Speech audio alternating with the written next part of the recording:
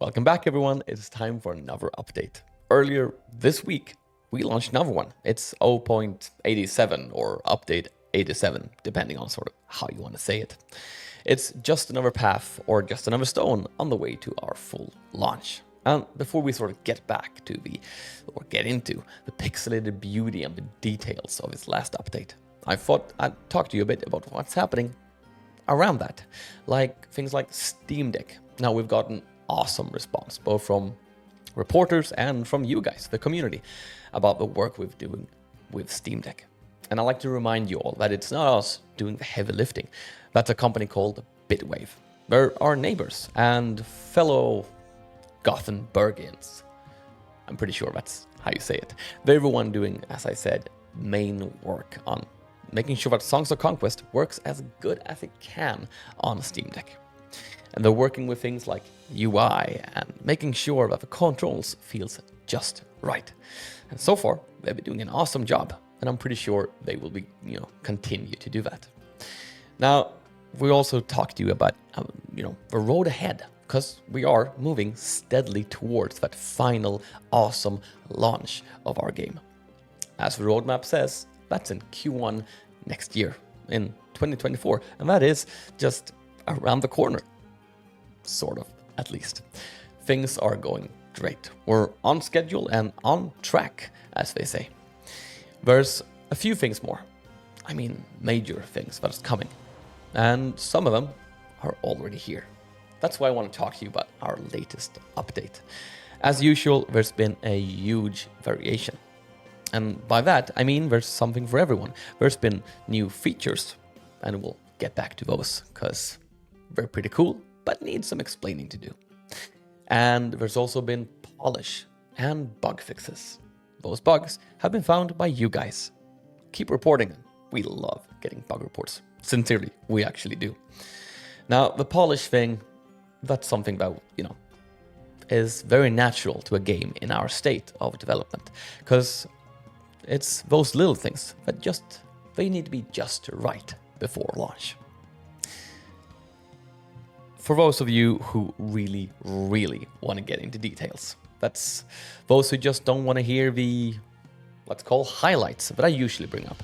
For those who want to talk and look deep, talk to your friends, have a beer, and talk about the changelog, it's in the comments below, or in the description, to be more correct.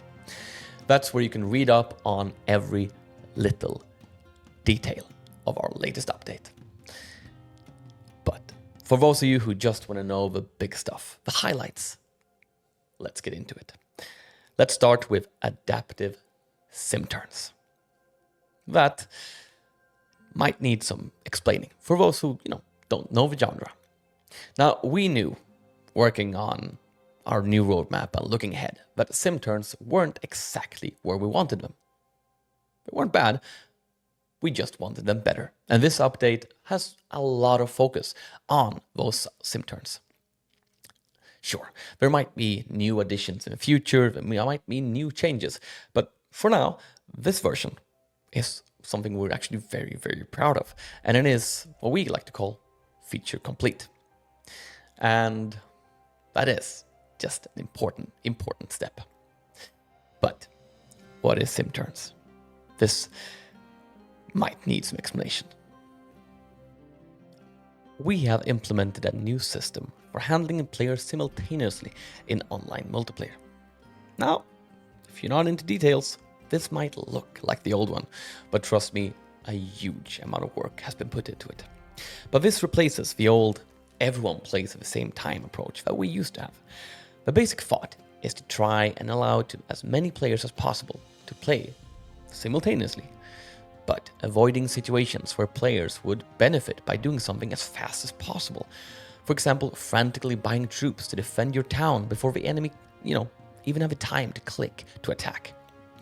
In broad senses, human players are grouped together in a few groups as possible, each group sharing a turn, playing at the same time, sim turns. But let's do it a bit more detailed. If two players are in the same team playing co-op, then they always get to play at the same time. It's easier. But if 2 players have indicated they want to be in a non-aggression pact, and we'll talk a bit more about that, then they also play at the same time. Now, if 2 players don't have any wielders with enough movement to reach each other's town or settlements, then they can also play at the same time. That changes whenever you get close to actually threaten the other players. I did mention something about our non-aggression pact, so let's talk a bit about that. When playing with sim turns, there is an icon on the other player's banner in the turn queue. This is used to handle non-aggression pacts between players.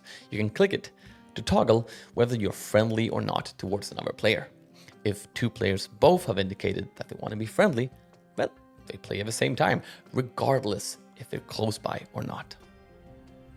This might require a bit of warning though. There's absolutely nothing to stop a player from backstabbing someone that they are in a pact with. Attacking wielders or town, pillaging, claiming mines, etc. all work as normal, even if 2 players are in a pact. But that pact is broken if that happens, and the game will recalculate which players gets to play at the same time. But you shouldn't take my word for all this. I mean, you should discover it for yourself. So grab a friend, grab several, head into an online game and stab them in the back. Or, don't, and tell them I said hi.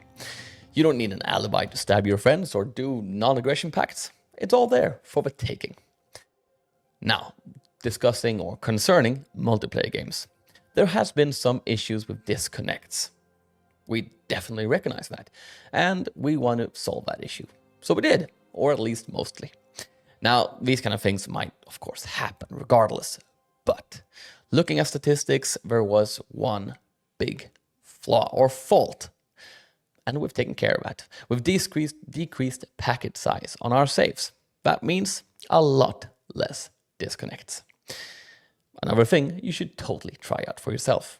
Besides all of that, our team has been hunting down bugs that you guys have told us about.